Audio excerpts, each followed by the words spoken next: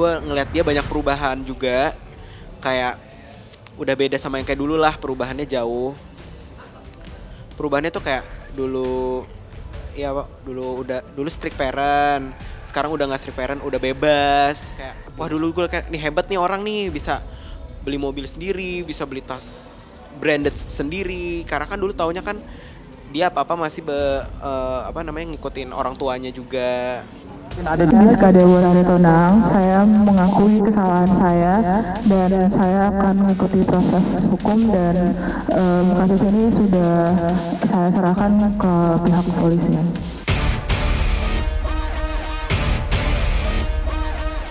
Giska Deborah Aritonang, mahasiswi 19 tahun yang menjadi pelaku penipuan jual beli tiket konser Coldplay di Jakarta pada 15 November lalu, resmi ditahan Polres Metro Jakarta Pusat.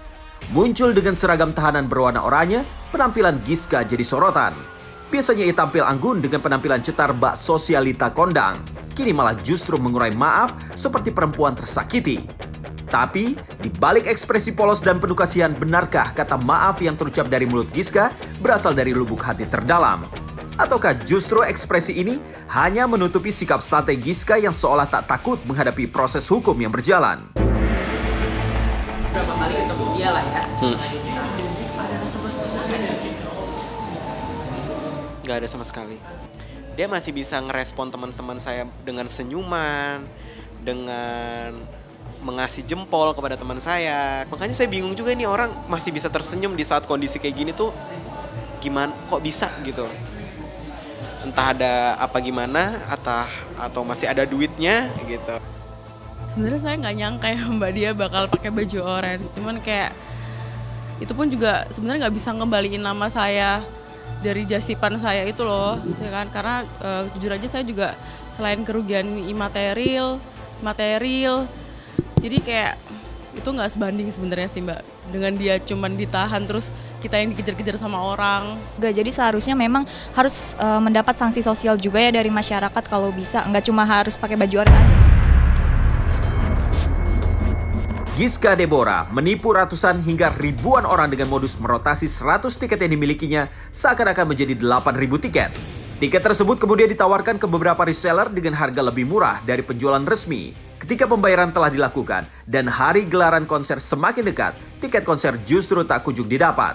Uang hampir 500 miliar raib, tiket pesanan untuk ratusan penonton pun lenyap.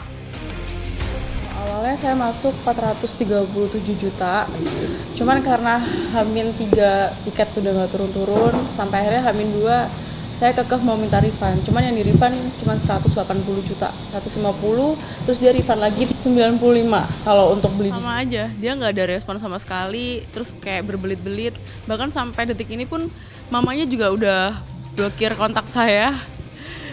Terus ya udah kita tinggal ikut. Sekitar pertengahan bulan Mei, GDA ini juga ikut war tiket, itu dapat sekitar 39 tiket dan sudah diserahkan. Kemudian GDA ini menawarkan kepada teman-temannya sebagai reseller dengan dalih bahwa tiket tersebut adalah tiket komplimen. Tiket komplimen yang dijanjikan akan dapat menjelang pelaksanaan konser.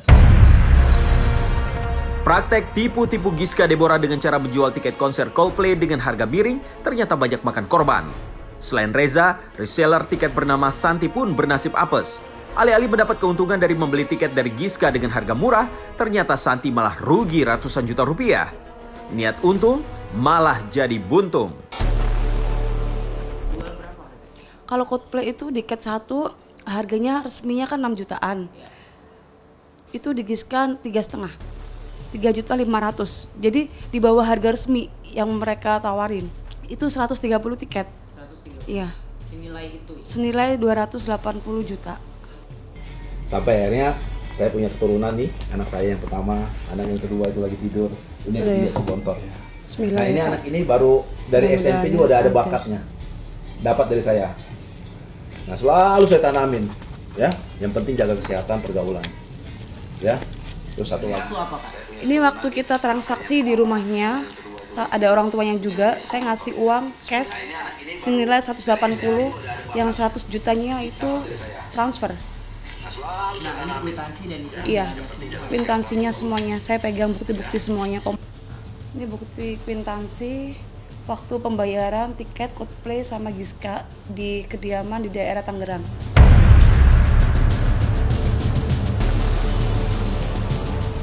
Jerit para korban penipuan Giska Deborah makin hari terus bertambah. Terhitung dari total kerugian mencapai 5,1 miliar, sudah pasti korban mencapai puluhan sampai ratusan orang. Mereka terus menagih tanggung jawab Giska dan keluarga. Bahkan para korban mendatangi kediaman Giska. Sayangnya, Natalis, ayah Giska yang sempat berjanji akan gantikan seluruh kerugian yang disebarkan putrinya, malah ingkar janji dengan 1001 alasan. Kayak Om bisa buktiin kalau emang Om punya uang senominal itu untuk ngegantiin kita semua. Abu jangan sampai senol. Waduh, duit gue kira. Tiket sih Om. Kita butuh tiket. Kalau nggak ada tiketnya gimana uangku balik? Uang customer loh sebanyak itu. Ya Allah, ratusan juta duitku belum dibalikin sampai sekarang. Tapi aku bertanggung jawab ya buat customerku semuanya. Gak bakalan lari aku. Banyak sekali korbannya. Akhirnya saya nggak relevan. Saya minta pertanggungjawaban. Kan mau minta telepon dari saya.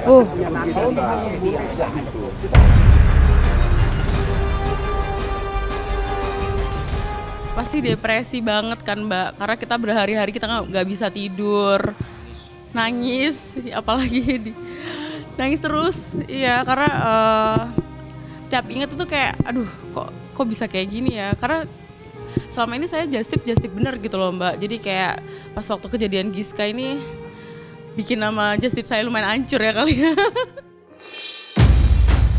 Giska diduga juga pernah melakukan penipuan tiket konser NCT 127 pada bulan November tahun 2022 lalu. Dan yang amat menghenyakan dada, seluruh hasil penipuan dipakai Giska untuk menaikkan gengsi, seperti beli barang-barang branded hingga berlibur ke berbagai tempat indah di luar negeri. Patut diduga, orang tua Giska pun dianggap ikut mencicipi uang tersebut. Tapi mengapa justru hanya Giska yang ditangkap polisi? Kerja keras Pak. Satu orang Hasil kerja kerasnya selama ini jaga kayaknya korban ya. Sebelum transaksi tiket Coldplay, dia tuh udah mulai pakai barang-barang brand gitu. Tapi pas udah mulai transaksi Coldplay, dia liburan ke luar negeri bareng keluarga, liburan keluar kota ke Bali, ke Indo sama teman-teman, sama sahabat-sahabat yang lain. Kalau kemakan gengsi saya kurang tahu juga ya, cuma kalau saya lihat media sosialnya ya dia kelihatannya anaknya hedon ya begitu ya. Jadi itu ada beberapa info bahwa keluarga pun jalan-jalan ke luar negeri sejak ada tiket ini ya. Ini sebenarnya hal-hal yang nggak patut banget ya, apalagi seorang wanita gitu menipu tiket konser hanya untuk memenangkan gengsi, untuk memenangkan gaya gitu, apalagi sampai pergi ke luar negeri pakai barang-barang branded. Jadi percuma kayak mau gaya tapi nggak modal gitu, dan sangat-sangat memalukan sekali apalagi sampai menipu orang gitu, ratusan orang bahkan beribu-ribu orang cuma untuk memenangkan gengsi lu aja, itu hal-hal yang kurang banget sih. Jadi buat apa kenikmatan di atas penderitaan orang?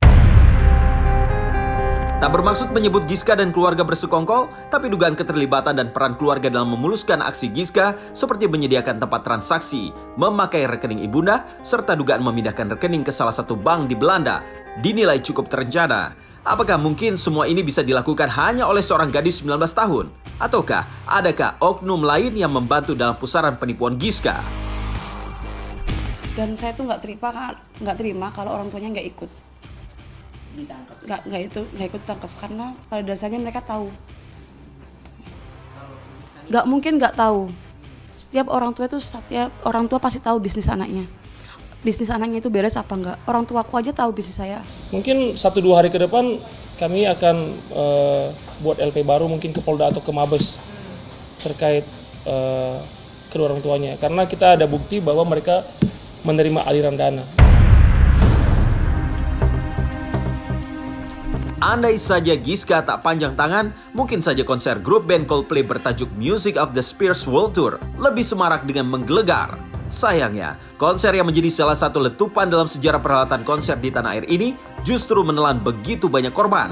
Bahkan selebriti seperti Ibnu Wardani hingga Judika dan Duma Riris pun batal menonton konser akibat ulah Giska. Itu si Kelly kan, jadi dia beliin Kak Judika sama istrinya Duma. Akhirnya saya refund di Kelly sih Kak, kita nggak bisa nyebutin.